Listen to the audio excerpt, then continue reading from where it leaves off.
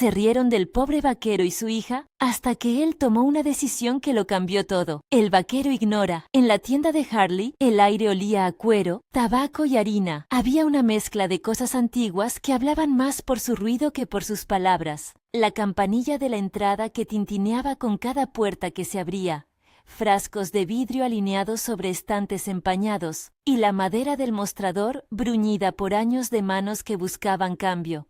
Lily, con sus rizos sueltos y las rodillas manchadas de tierra, se aferró a una esquina de una tela que colgaba de un rollo. Una pieza de lino amarillo parecía prometer algo que no sabían nombrar. Era un amarillo que no había conocido en su vida entre mantas desteñidas y ropa remendada, claro, casi insolente ante la suciedad del mundo. Las señoras del pueblo, envueltas en vestidos de seda que crujían con la misma gravedad con la que emitían sus juicios, se acercaron como nubes. Prudence Harley, con sus lentes en la punta de la nariz, fue la primera. Constance y Viola cerraron el círculo. Eran caras que hacían del desprecio una costumbre, y aquella tarde tenían tiempo y la voluntad de ejercerlo. ¿De quién es esa criatura?, preguntó Prudence con esa voz que no perdonaba desarreglos ni trabajos de sol. Caleb Dawson, de sombrero raído y manos marcadas por las cuerdas y la brida, sostuvo en la palma un billete de $5. Era todo lo que había traído de la diligencia que lo llevó a la ciudad. Lo había ganado con 2 días de ferias y un trato honesto por una yegua preñada. El dinero era suficiente para comprar clavos, un poco de sal y quizás una pieza de tela nueva para que Lily tuviera algo que cubrir sus trenzas en la escuela. No buscaba rifirrafes, buscaba solo lo que necesitaba. Lily, con la cara pegada a la tela, no veía las miradas que la evaluaban como quien contempla un cuadro barato. Una de las damas soltó una risa, que no era solo risa, sino una piedra arrojada con intención. La tela cayó de las manos de la niña al suelo. Un escalofrío atravesó la tienda. El sonido de la risa, luego el ruido seco del lino tocando la madera. Lily se agachó a recogerlo, sus dedos pequeños y torpes, y una lágrima regó su mejilla. Caleb sintió la sangre en los oídos como si la tienda entera hubiera girado. Vio el amarillento sostenido entre los dedos de su hija, vio las miradas, escuchó los comentarios en voz baja que se extendían como hilos venenosos. Podía haber hecho muchas cosas: levantar la voz, devolver la burla con ademanes bruscos, arrancar palabras que de nada servirían. En vez de eso, se inclinó con calma. Recogió la tela, la dobló con cuidado y sostuvo la mirada baja hacia su hija. Acarició con el dorso de la mano la cabecita de Lily y en ese gesto había una afirmación más fuerte que todas las réplicas airadas. Protegía lo que era de su responsabilidad. No, no hace falta, dijo él en un hilo que no quería ser pelea. Pagó con el billete, recogió su paquete y sin añadir alboroto, condujo a Lily fuera de la tienda. La campanilla tintineó de nuevo, como un aviso que nadie escuchó. En la vereda, el sol les pegó en la nuca con un calor pegajoso. La risa aún vibraba detrás de la ventana empañada antes de convertirse en uno de esos rumores que el viento lleva y no devuelve. Lily miró a su padre con esa inocencia absoluta que hacen los niños cuando creen que el mundo no exagera con maldad. Sus ojos, limpios y redondos, le preguntaban sin palabras si aquello era culpa suya. Caleb se agachó otra vez, la tomó en brazos y la puso sobre el sillón viejo del coche de vuelta a la finca. No hubo una escena grandilocuente. Caleb no subió a caballo y arrastró a las damas por el polvo de la calle. No rompió puertas ni prometió venganza. Lo que hizo fue mucho más difícil.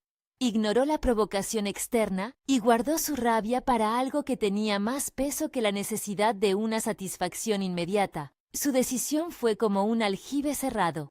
La contención era su modo de enseñar a Lily que hay dignidad incluso cuando faltan las cosas. Desde el otro lado de la calle, cerca de los raíles del tren, una mujer observaba la escena como si la vida le hubiera dado el permiso para no mirar a otro lado. Charlotte Bennet, con la crin de su cabello trenzada con cuidado y los zapatos que no conocían el barro de un sendero, sintió un golpe en el pecho al ver caer la tela amarilla. Criada entre telas que se compraban por rollos y nombres que se pronunciaban con respeto en los salones de Thornton Ranch, Charlotte no podía permitirse no intervenir cuando la injusticia tenía nombre y lugar. Era la primera vez que veía la humillación hecha rutina justificada. Había crecido con ciertas certezas pertenecientes a su clase, lecciones de etiqueta, palabras de modales, un mundo donde los gestos pequeños se grababan como leyes. Pero aquella tarde, la certeza se resquebrajó. Ella no conocía a Caleb Dawson, sin embargo, le pareció tan presente como si le debiera algo. Se acercó a la tienda, se entrometió en la conversación con la misma naturalidad con que el sol atraviesa el polvo. «No me parece fina esa risa», dijo Charlotte con firmeza, sintiendo que su voz en la tienda tenía resonancia. «La niña no hará daño a nadie tocando una tela». El silencio fue otra manera de mirar.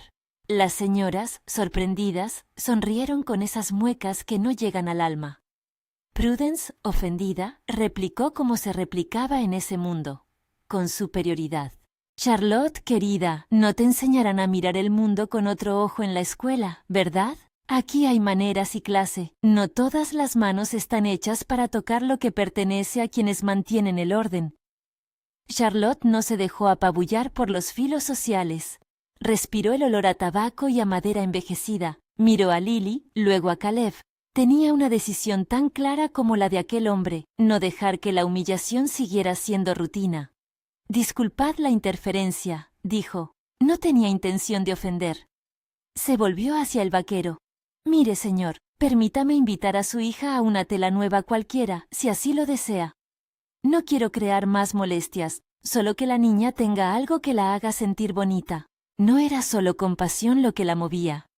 Charlotte estaba cansada de la distancia que separaba su mundo del otro. Había notado, en los últimos meses, una grieta en esa división que no le gustaba. La ranchería a la que pertenecía olía a dinero y principios, pero también a un vértice de orgullo antiguo que a veces perdía humanidad. Ver a esa niña con un borde de risa clavado en el rostro fue como mirar en el fondo de un espejo y no gustarse. Aceptar la tela sería pequeño, pero le permitiría decirse a sí misma que no era solo parte del paisaje. Caleb aceptó la tela con una cortesía seca y agradecida. No quería favores que le hicieran sentir que debía obedecer a quien se compadecía. Prefería una mano firme a una limosna. Había en su pecho una voluntad que no negociaba, la dignidad de su hija. En la forma en que dobló el paño, en cómo esquivó la mirada de Prudence, se percibió algo distinto a la sumisión. Se percibió la decisión de no rendirse ante la humillación. El tren, que había quedado silente en la estación, lanzó un silbido apagado que anunció su partida. Charlotte se quedó en la cuneta un instante más, observando al vaquero y a la niña alejarse. Entonces, tomó una decisión que no fue impulsiva. No quería que aquello fuera un gesto fugaz. Quiso ir al homestead de Caleb, hablar con él, conocer sus condiciones, ofrecer algo real, no un pañuelo que acabara en un cajón con polvo. Mientras el vapor se disipaba, la campiña recuperó su ritmo habitual. Los perros que ladraban en la lejanía, el murmullo del ganado y la inquietud chamuscada de rumores que siempre encuentran la manera de crecer. Charlotte se subió al coche de vuelta a Thornton con la tela doblada en su regazo y la determinación como una brida nueva. Sabía que acercarse al mundo del campo le exigiría renunciar a patrones cómodos, manos manchadas, amaneceres sin encaje, palabras que no pedían permiso. Sin embargo, había algo que la devolvía a ese gesto, la convicción de que la dignidad no vale por la clase que uno tenga. La carretera hasta la granja de los Dawson fue una sucesión de polvo y de cerros bajos. Al llegar, Charlotte encontró el homestead como lo había imaginado en sus lecturas románticas, pero con la honestidad que solo la vida ruda confiere. La casa con su porche gastado, una colcha hecha de retazos que contaba historias de noches frías, una muñeca de trapo remendada sentada en la ventana. Lily la recibió con la misma desconfianza curiosa que muestra una criatura que no sabe todavía si el mundo nuevo puede ser amigo. Caleb la observó reparar la tela con manos torpes por la gracia pero firmes por la intención. Esa mezcla le agradó. No eran muchas las palabras necesarias entre ellos. Charlotte ofreció primero disculpas por lo ocurrido en la tienda. No era su culpa del todo, reconocía. Pero tampoco podía mirar hacia otro lado. Ofreció después algo más, no caridad sin contrapartida, sino una alianza. Tenía recursos y un interés genuino en aprender del manejo de la tierra. pensó que podrían beneficiarse mutuamente. Ella comprendería el valor práctico del campo y él obtendría seguridad y medios para Lily. Lo planteó con cuidado, sabiendo que las manos ásperas no siempre escuchan los discursos elegantes. Caleb contestó con la misma calma que había mostrado en la tienda. La decisión que tomó ese día fue doble. Decidió aceptar la compañía de alguien distinta y, sobre todo, decidió hacerlo sin vender su dignidad ni comprometer la independencia que tanto valoraba. No fue una capitulación, sino una apuesta. Podemos llamarla locura o prudencia, pero en esa elección había algo esencial. Prefirió la posibilidad de un porvenir para su hija antes que el orgullo que separa y anula. Entendió que aceptar ayuda no equivalía a perderse, sino a multiplicar las fuerzas alrededor de aquello que quería proteger. Sam Tucker, que por azares del mundo traía noticias del pueblo, apareció poco después. Sam regentaba la Livery Stable, conocía nombres y demandas, y tenía ese ojo que olfatea buen trato. Cuando supo de la alianza, no la saludó con sorpresa, sino con la actitud de quien sabe que los cambios no siempre caen del cielo, ayudan quienes se mueven por los hilos del día a día. Doc Henry Walsh, médico de pueblo y voz neutral para muchos, puso su bendición práctica. La salud de Lily sería vigilada con ojo atento y discreto. No todo en la ranchería se alegró por la unión de Caleb y Charlotte. En el porche de la casa de los Harley, con la habitual manteleta de chismes lista para ser desenrollada, se discutió con resabiada consternación el hecho de que una heredera se hubiese mezclado con un vaquero. Prudence murmuró con los labios apretados, como quien guarda pedruscos bajo la lengua. Eso no traerá nada bueno. Las mezclas de clase solo engendran problemas y pérdidas. No eran solo palabras de antipatía. En la ciudad, Frederick Morrison, sentado en el despacho con papeles que hablaban de tierras y de poder, escuchó la noticia con una sonrisa que no prometía bondad. Frederick veía en la unión una amenaza a otros designios. Había intereses largamente tramados que consideraban el orden social como su propiedad. Un vaquero que aceptaba la ayuda de una heredera le recordaba la volatilidad de las ataduras que mantenía su propia familia y los hilos de su orgullo se tensaban. La tarde cerró sobre un pequeño porche donde una lámpara a petróleo dibujaba sombras que parecían moverse al ritmo de las palabras precisas que intercambiaban Caleb y Charlotte. Entre ellos no hubo promesas solemnes ni planes escritos. Hubo, sí, el comienzo de una tregua con intenciones de alianza. Quedaron pactados pequeños actos. Charlotte regresaría con telas útiles, implementos y la oferta de trabajo en el manejo de un pequeño lote de la tierra que ella podía gestionar. Caleb ofrecería su experiencia, su mano firme y sus ojos abiertos para aquellos matices del terreno que solo el trabajo de horna conoce. La elección de Caleb no fue celebrada ni por la mayoría ni condenada del todo, fue vista como algo que tendría consecuencias. Él, sin embargo, dormía esa noche con la respiración más ligera que en otros tiempos. Cuando arropó a Lily y posó la mano sobre la colcha remendada que su esposa había cosido años atrás, pensó en el porvenir con una mezcla de temor y alivio. Su decisión lo había puesto en el camino del cambio, y con ello había abierto una puerta que atraería más que caricias, también miradas que pasaban de la curiosidad a la mala intención. En la ciudad, Frederick ya empezaba a tramar. No por mera mezquindad, había un documento antiguo, una escritura de tierras, un pago que parecía no registrarse donde debía. En sus palabras, las posibilidades de reclamar algo que no le pertenecía eran una oportunidad para doblegar a quien no pertenecía a su clase. Harrison Burke, su abogado de confianza, cruzó las piernas en la penumbra del despacho y gimió con deleite. Si podía encontrar una falla legal, podía colocar una sombra sobre la nueva alianza. Las cosas, sin embargo, no se movían de modo instantáneo. Charlotte regresó al pueblo con cajas, rollos de tela y herramientas, pero también con preguntas que no tenía con quién responder. Al principio, la presencia de una mujer de su estirpe en el homestead fue tema de comentarios y de miradas que no sabían en qué crucificarse. Pero esa presencia se fue convirtiendo en constancia. Ayudaba en la pequeña cerca que separaba el huerto, se agachaba para enseñar a Lily cómo plantar semillas, preguntaba por técnicas, se embarraba con la paciencia que exige la tarea. A cada gesto, La rigidez social se deshilachaba a trozos mínimos. Charlotte no era una salvadora arrogante, no llegó a imponer su manera de hacer las cosas. Aceptó, con humildad, que no todo se arregla con billetes. Aprendió el valor de la espera, la lección de la siembra que no da frutos en una sola estación. Conoció las invencibilidades de Caleb, su resistencia sin teatro, su voluntad serena, su dedicación nocturna. Incluso descubrió su sentido de humor seco, la sonrisa que aparece solo en cenas en que la luz baja y la vida es solo eso, sobrevivir con la alegría que cabe en cosas pequeñas. El tejido entre ellos se fue haciendo más denso, aunque sin prisa. Había momentos de silencio que hablaban más que las palabras. La complicidad de Charlotte tapando con una manta el potro en la noche, la forma en que Caleb enseñaba a Lily a ensillar sin prisas, las risas moduladas alrededor de la mesa compartida. Pero también hubo fricciones propias del choque de mundos. Charlotte a veces incomodaba cuando proponía métodos que, si bien eficaces sobre el papel, olían a hortensias y no a sudor. Caleb fruncía el ceño cuando Charlotte sugería mejoras que implicaban un gasto que no podía asumir. En la plaza del pueblo, la vieja campana repicó por alguna festividad menor y la gente se acercó con la naturalidad de quien se alimenta de chismes. Prudence, por su parte, no se contuvo. Abrió la boca con cautela, acusadora.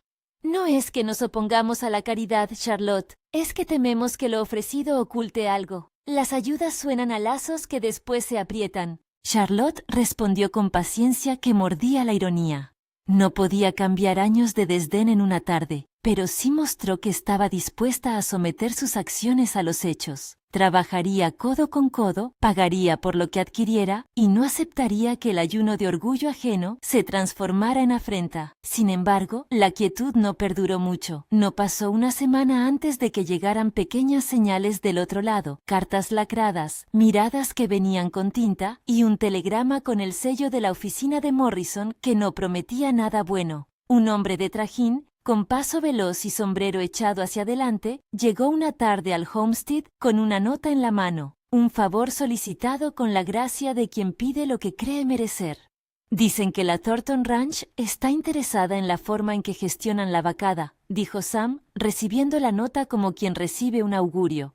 Caleb leyó el papel con la calma habitual. No era una amenaza directa, pero sí un aviso. El interés de quienes mandan no siempre es benevolente. A menudo se disfraza de curiosidad para luego arrebatar lo que no se quiere compartir. Charlotte, que sabía cómo funcionaban las jerarquías en el pueblo de su infancia, advirtió en el gesto de Sam un dejo de alarma. Sus dedos se cerraron en la nota. «No queremos problemas», murmuró ella. «Yo no vine aquí para crear líos». «No es usted la que los crea», replicó Doc Walsh con voz grave. Pero a veces el poder no se contenta con ver lo que sea lindo. Quiere controlar, y cuando se siente desplazado, busca vacíos legales.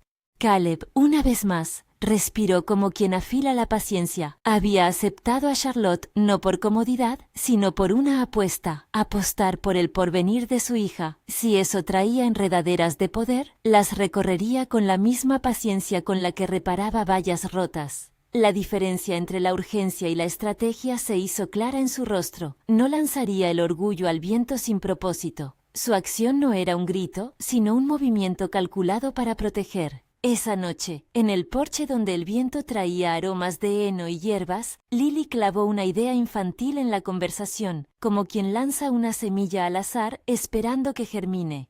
«Si lo dibujo, quizá Dios lo haga verdad», dijo sin saber aún el peso de la palabra Dios, pero con una fe intacta en la transformación que tienen las cosas cuando se les pone intención. Caleb la miró y sonrió, un gesto que le llenó la cara más que cualquier éxito. Charlotte, sentada junto a ellos, pensó en eso, la posibilidad de que un gesto humilde termine por cambiar muchas cosas, no por milagro, sino por la acumulación de actos humanos. El primer telégrafo que llegaría con palabras de autoridad todavía no había emitido su zumbido en la oficina del pueblo. Aún así, la rueda ya estaba en movimiento. La decisión de Caleb, que consistió en aceptar la ayuda de una heredera y hacer pública esa elección como una forma de proteger a su hija, era la chispa que encendería debates, celos y, muy pronto, acciones concretas por parte de aquellos que no aceptan cambios en sus códigos.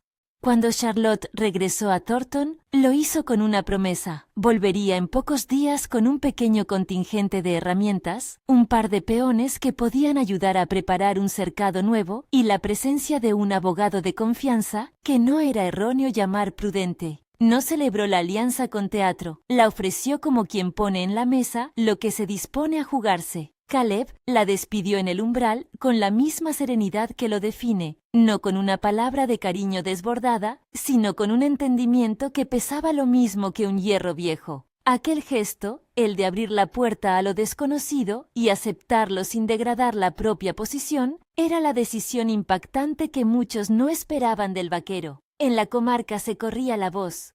El hombre que no contestó a la burla, el que prefirió la contención, había hecho algo más audaz que lanzar un grito. Había entregado su confianza, mesurada, a alguien de fuera, y con ello había puesto en juego su honra y el futuro de Lily. El sol, al día siguiente, vino con su hábito de luz clara. En la estación, un vagón traía cajas con herramientas y rollos de tela. La tela amarilla volvió a hacer acto de presencia, ahora doblada en una caja con instrucciones y notas de Charlotte. A los pies del porche, una comunidad en pequeñas piezas se acercó para ver qué nacía de esa alianza. Algunos, como Sam, aplaudieron en silencio. Otros, como Prudence, fruncieron el ceño. Aún así, en la plaza, la noticia se extendió con más fuerza que los malos deseos.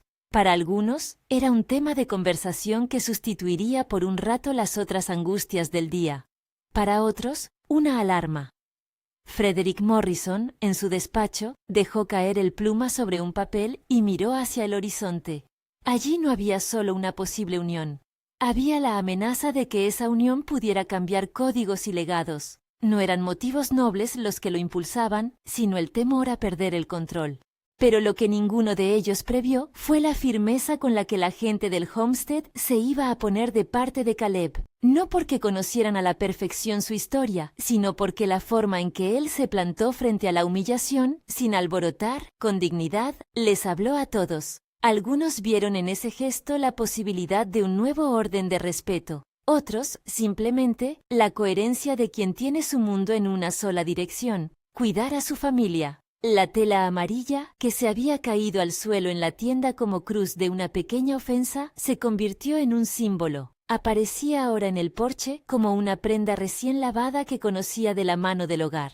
Lily la tocaba sin entender por qué sus manos parecían recibir más miradas. Charlotte la usó para limpiar una estufa y se quedó mirando su reflejo en la gota de aceite. El amarillo dejó de ser burla para ser memoria.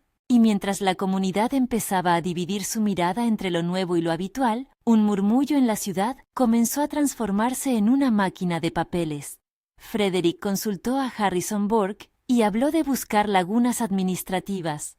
Si había alguna manera de cuestionar la validez de lo que Charlotte proponía, la encontraría, no por justicia, sino por temor a que la alteración social comprometiera sus privilegios. Caleb lo intuyó como quien siente la llegada de tormenta en la pelvis de la tierra. No lo vio venir como una descarga inmediata, sino como un trabajo que puede lacerar con lentitud. Denuncias, inspecciones, voces que siembran duda. Sin embargo, su decisión, esa que había tomado en la tienda y refrendado en el porche de su casa, ya circulaba. Había apostado por la dignidad de su hija y había preferido, por encima del rencor, un plan que invitaba a trabajar juntos. Esa noche, antes de dormir, guardó su sombrero con cuidado. No era signo de triunfo ni de derrota, era una preparación. La contención que había elegido no era la ausencia de reacción, sino la forma de concentrar la fuerza en algo que merecía defensa. La seguridad de Lily, la posibilidad de un porvenir que no estuviera sometido a los caprichos de la risa de un puñado de señoras. La luna se deslizaba por encima de los árboles, y en el silencio de la casa, Lily preguntó con esa lógica que no pide permisos para la esperanza. «Papá, ¿está bien que nos ayuden?» Caleb la miró con ternura y determinación y respondió como quien decide el camino de un caminante. Su respuesta fue sencilla, pero con ella dio un paso más en la construcción que había comenzado. Está bien, pequeña, está bien pedir que nos acompañen. En ese instante, la historia que había comenzado con una tela amarilla en el suelo de una tienda se abrió a algo más amplio. No era ya solo la burla de unas señoras ni la rabia contenida de un vaquero. Era el principio de una elección que iba a traer consecuencias. Algunos aplaudirían la valentía silenciosa. Otros se moverían para impedirla. Pero lo cierto era que por primera vez en mucho tiempo, Caleb dejó que la esperanza tuviera un huésped en la casa. La noche se cerró con un murmullo de búhos. Sin embargo, en la ciudad, una pluma negra ya se movía sobre un papel que no traería buenas noticias. Una carta de Morrison se perfilaba, con palabras elegidas para sembrar duda donde había sido sembrada una alianza de buena fe. La rueda del poder se ponía en marcha y con ello la historia comenzaba a mostrar que las decisiones más quietas pueden provocar los remolinos más amargos. El amanecer llegaría pronto. Con él, nuevas tareas, semillas que plantar y un rumor que no cesaría. Pero, por ahora, en la casa de los Dawson, en el porche que había sostenido tantas conversaciones, Charlotte ajustó un pañuelo amarillo en la mano de Lily y Caleb miró al horizonte con la calma que solo la decisión tomada y asumida otorga. Sabía que había elegido bien para su hija, aunque no supiera aún el precio que ese bien pediría. En el pueblo, las horas coserían nuevas intrigas. En la ciudad, ya se tramaban papeles que pondrían a prueba la alianza. Aún así, en ese porche de madera había algo más poderoso que las cartas lacradas.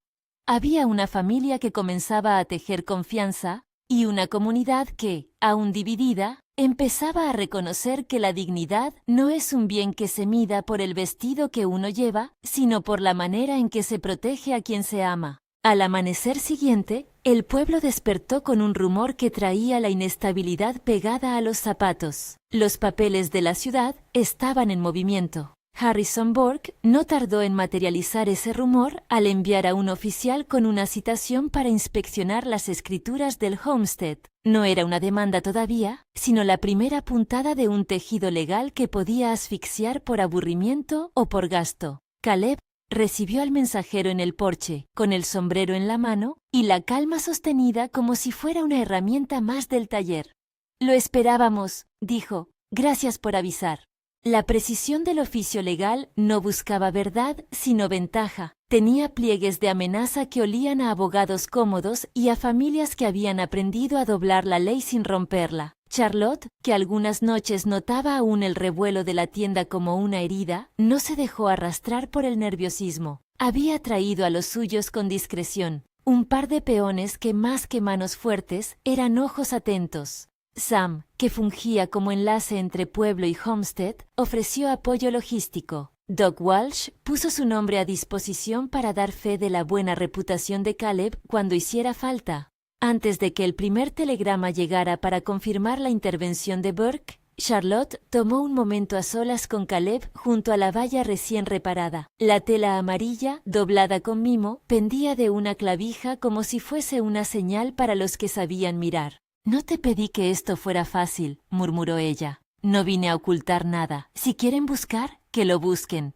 Pero no hagas que lo que tenemos quede en manos de quien no comprende». Caleb la miró largo. En sus ojos había la calma de quien conoce más la paciencia que la prisa. «Sé lo que hago», contestó. «No quiero que esto se convierta en pelea de palabras, pero tampoco voy a permitir que se insulten nuestras manos con papeles viejos».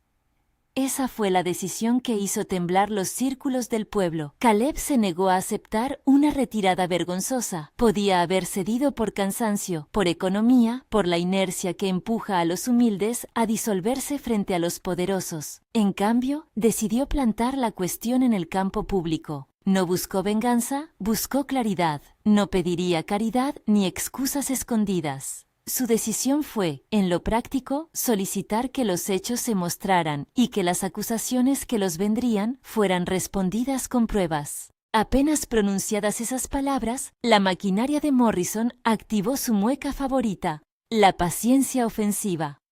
Harrison Burke redactó un escrito para impugnar la validez de la herencia que Charlotte había heredado, sustentando la petición en una supuesta irregularidad en la cadena de pagos. Para dar sustento a ese argumento, contó con la complicidad de registros faltantes en una sucursal bancaria asociada para operaciones de Thornton Ranch, o eso afirmaban los Morrison, y con el rumor que las manos bastante bien pagadas eran capaces de sembrar. No se trataba solo de un pleito sobre un papel, era el intento de poner en duda la legitimidad de una alianza que podía, en perspectiva, abrir puertas a otros que necesitaban más limpieza que el polvo de la ciudad. Burke jugaba a desgastar.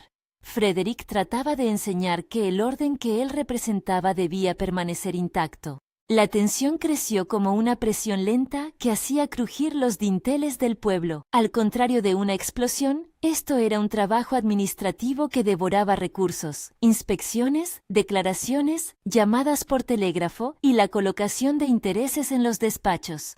Charlotte, que conocía lo suficiente del mundo de su familia para entender su lenguaje, no se perdió en el orgullo. Tomó medidas concretas, escribió a alguien en Thornton, solicitó acceso a los libros de la contabilidad, revolvió archivos, revisó buzones donde a veces los hombres dejaban papeles con la confianza de que la vida escondería sus errores. Fue paciente y sistemática. Buscó algo que probara la cadena de pago y que cerrara los caminos a las dudas plantadas por los intentos de Frederick. Mientras tanto, Burke se movía en su zona de confort. Insinuaciones, consultas, cartas lacradas y una visita, cruel en su modestia, a la sucursal del banco más cercana. Allí un oficial de poca estatura, acostumbrado a obedecer en jefes y a mirar hacia abajo cuando había que escoger, dijo que no encontraba la constancia del pago. Lo que en la ciudad se resolvía con una firma y una orden, en el pueblo significó el encogimiento de hombros y el llamado a esperar una respuesta. Fue entonces cuando la comunidad se empezó a remendar a sí misma como quien cose una manta remendada. Sam, que conocía la livery y la ruta de los carromatos, se dedicó a rastrear nombres. Doc Walsh usó su influencia para abrir puertas en la oficina del registro. Vecinos que no se interesaban por la política local comenzaron a traer relatos. El dinero por una yegua había sido entregado en mano a un intermediario años atrás, alguien con la costumbre de llevar notas en un cajón. James Fletcher, el abogado que Charlotte había nombrado en voz baja, una noche en que la preocupación le era más pesada que la vergüenza de pedir ayuda, no era un hombre de estridencias, era metódico, con ojos fríos para el detalle y la paciencia de quien sabe que los papeles no mienten si se buscan donde deben buscarse. La llegada de Fletcher al pueblo tuvo la discreción de quienes llegaron con una carga de soluciones en un maletín de cuero. No hizo anuncios. Llegó al mediodía como si fuera uno más en la estación, pidió agua y preguntó por la ubicación del homestead. Sam lo recibió con un gesto que era mezcla de alivio y expectación. En la casa de los Dawson, el aire se espesó de una determinación compartida que no necesitaba palabras grandilocuentes. Fletcher no prometió triunfos. Dijo lo que sabían todos los que comprendían el peso de un pleito, que habría gasto, tiempo y la posibilidad de fracasar. Aún así, la evidencia que traía, o la que supo buscar, empezó a revelar fisuras en la historia que Burke quería construir. Recorrió archivos en la ciudad, habló con un ex empleado bancario que había abandonado su puesto por vergüenza y había llevado, por costumbre, libretas a su casa. Revisó telégrafos antiguos para hallar huellas de mensajes relevantes. Habló con el cochero que años atrás había hecho un viaje vía diligencia y que por azar aún guardaba un recibo doblado en su billetera. Los testimonios eran piezas mínimas, fragmentos que, unidos, empezaban a conformar una verdad. Había un cuaderno con la letra firme de un contador que registraba un pago por la yegua. Había un recibo, hoy en poder del viejo cochero, que mostraba el nombre de la Thornton Ranch y la suma exacta. Había, además, un telégrafo que confirmaba la recepción de un aviso de pago enviado desde la Thornton hacia la sucursal. Era evidencia humana, tejida por errores, memoria o descuido, no por milagros. Fletcher encontró, además, una carta antigua en un cajón de Thornton Ranch que mencionaba la transacción como liquidada y fechada con la rúbrica de un gerente que ya había muerto. Cuando Fletcher presentó esos elementos a Charlotte la primera noche que cenaron a la luz de aceite, ella dejó caer la cucharilla en su taza y miró a Caleb con una mezcla de alivio y pena. «Lo siento por haberte arrastrado a esto», murmuró.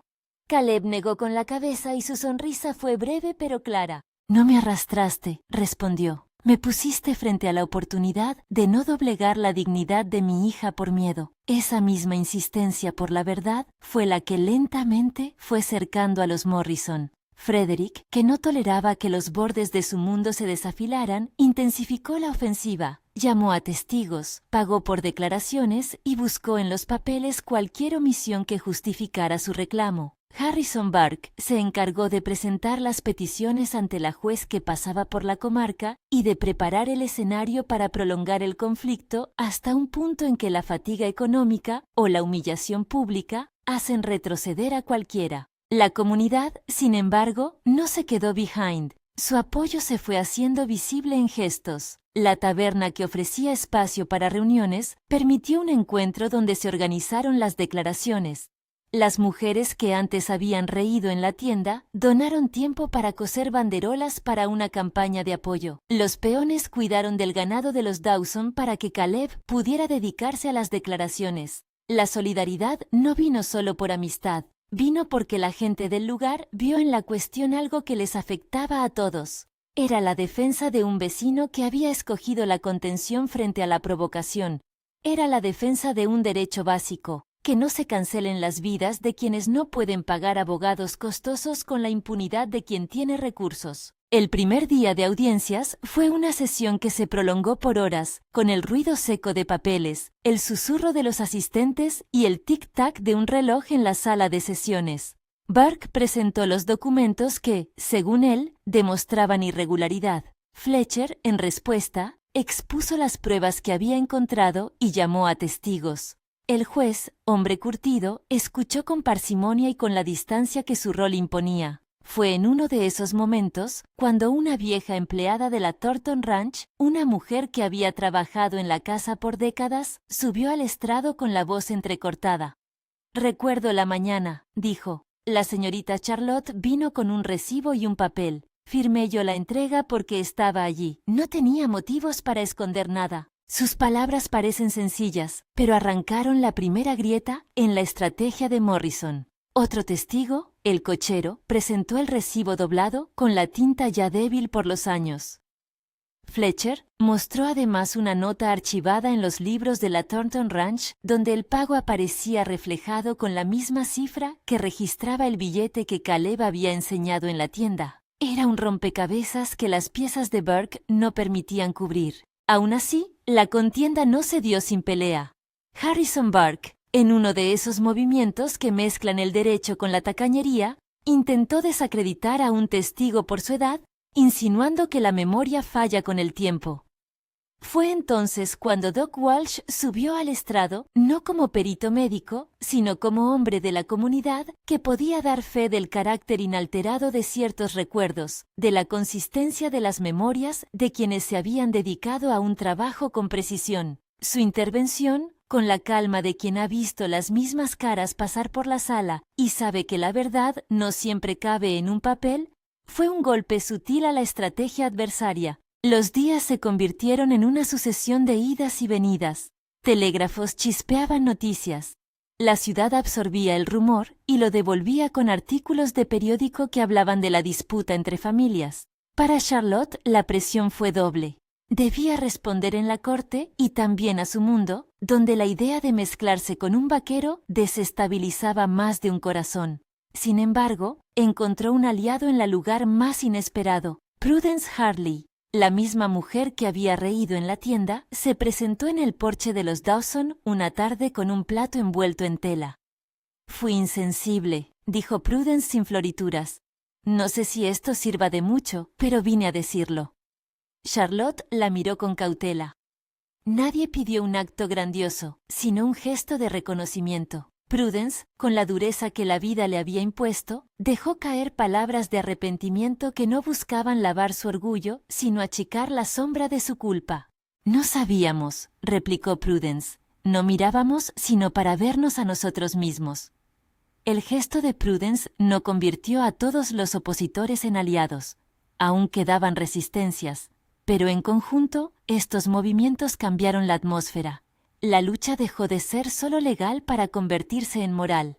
La cuestión de si el pueblo protegería la dignidad de un hombre y de una niña se mezcló con la ley. Para los Morrison fue un mal cálculo. Habían subestimado la raíz que un acto de contención había plantado en la comunidad.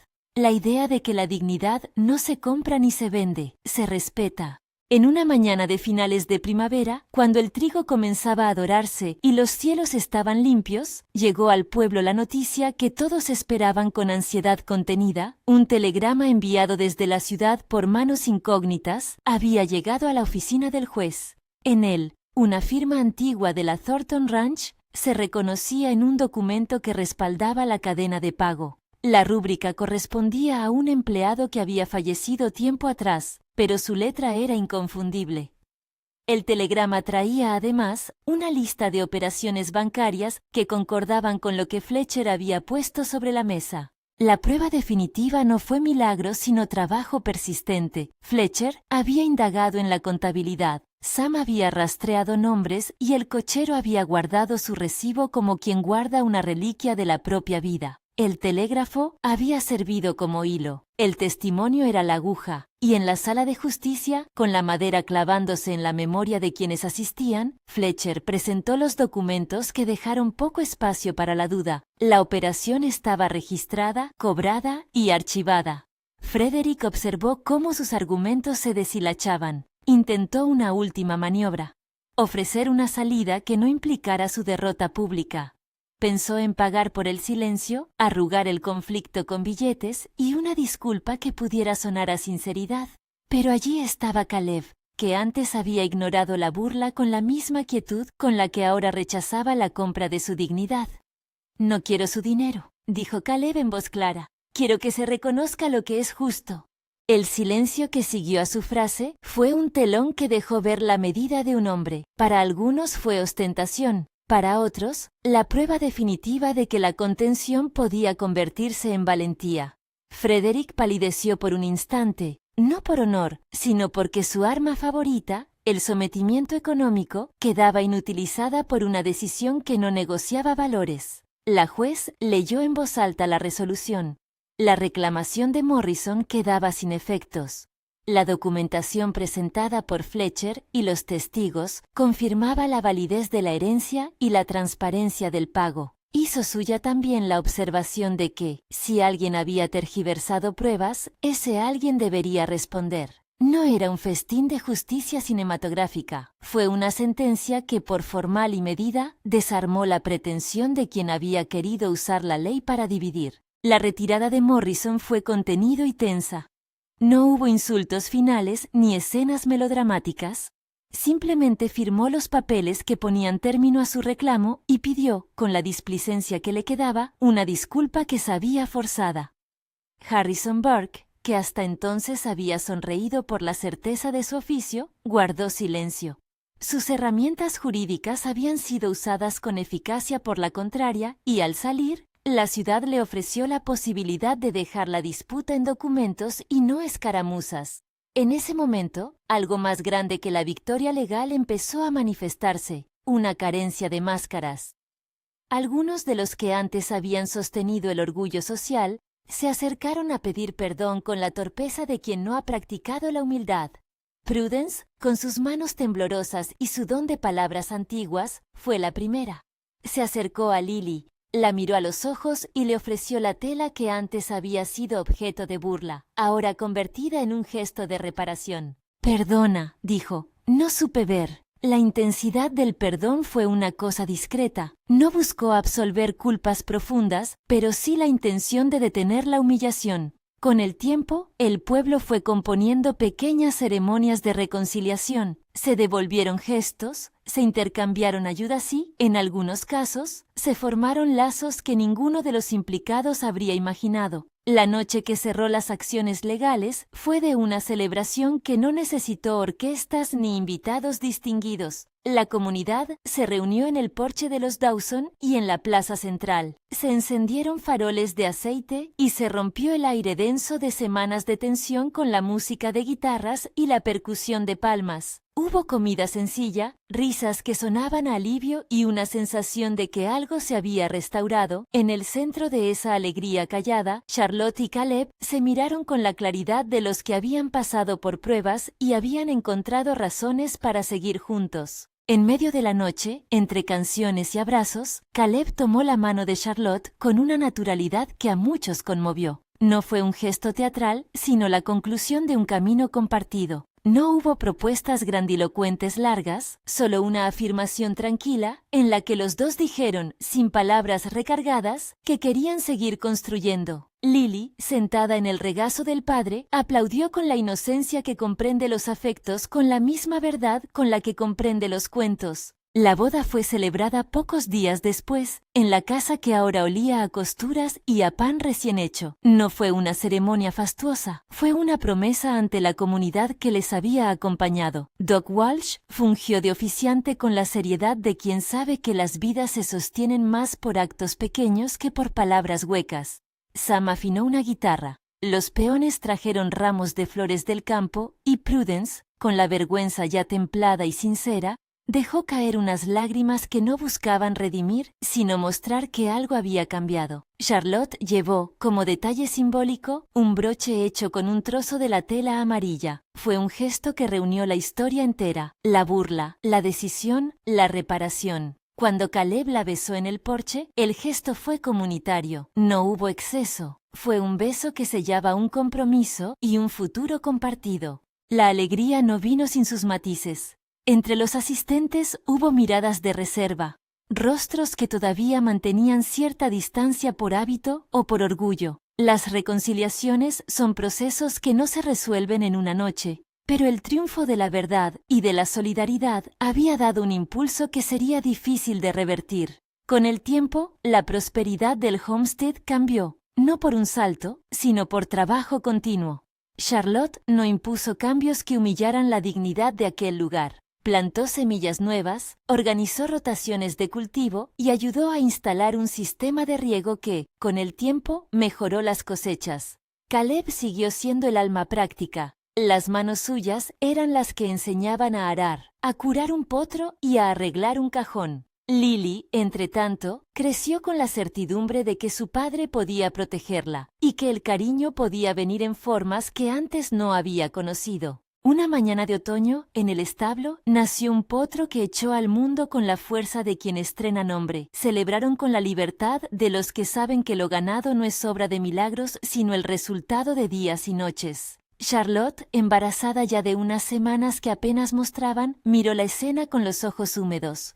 «Será un buen compañero para Lily», dijo, y Caleb sonrió, porque en esa afirmación estaba la suma de todo lo que habían pasado. La frase que cerró la historia, la que muchos repetirían en el pueblo con la calma de quien ha visto cómo la dignidad se sostiene, fue dicha por Lily una tarde en que el sol parecía posar su calor como un sello sobre la casa. «Mi vestido amarillo se quedó de pie», dijo la niña mirando la tela que colgaba en el porche, «como nosotros». Ella no entendía los matices legales ni los papelotes que habían cruzado manos y noches. No necesitaba comprenderlos. Su verdad era simple. La tela que antes fue objeto de risa, ahora era un símbolo de familia y de reparación. La comunidad, reunida en torno al tablado improvisado, asintió con la tranquilidad de quien ha aprendido una lección que no es novedosa, pero que, cuando se reaprende, lo cambia todo. La dignidad se defiende con hechos. En los meses que siguieron, las heridas se velaron y las relaciones se fueron recomponiendo con la lentitud que exige la sinceridad.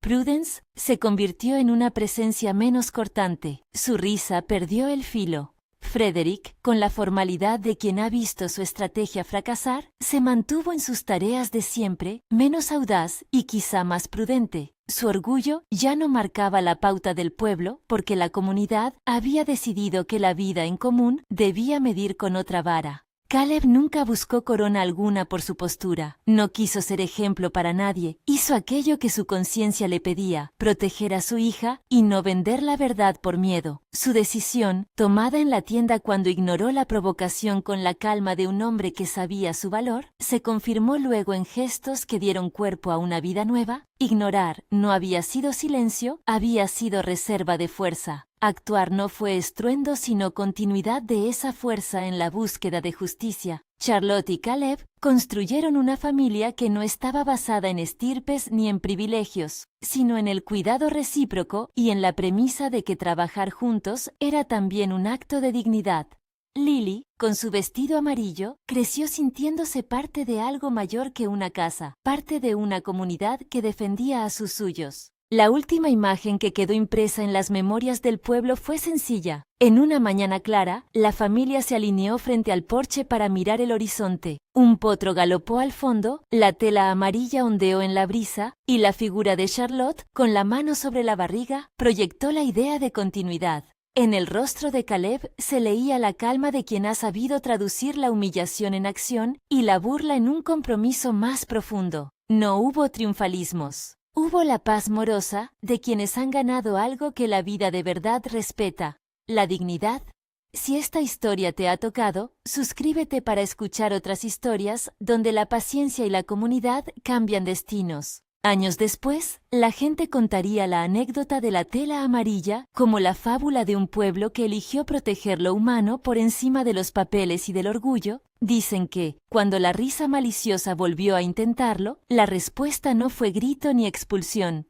Fue la sencillez de recordar el episodio, se miraba al otro a los ojos, se ofrecía una mano y se rechazaba la burla con la misma quietud que un vaquero que sabe que su familia merece mejor. El vaquero ignoró la provocación, sí, pero fue la contención la que otorgó la energía para una decisión que cambió todo, no porque la decisión fuera espectacular, sino porque estaba cargada de coherencia. Elegir la dignidad de la propia hija frente al peso del mundo y luego sostener esa elección con trabajo, ley y comunidad.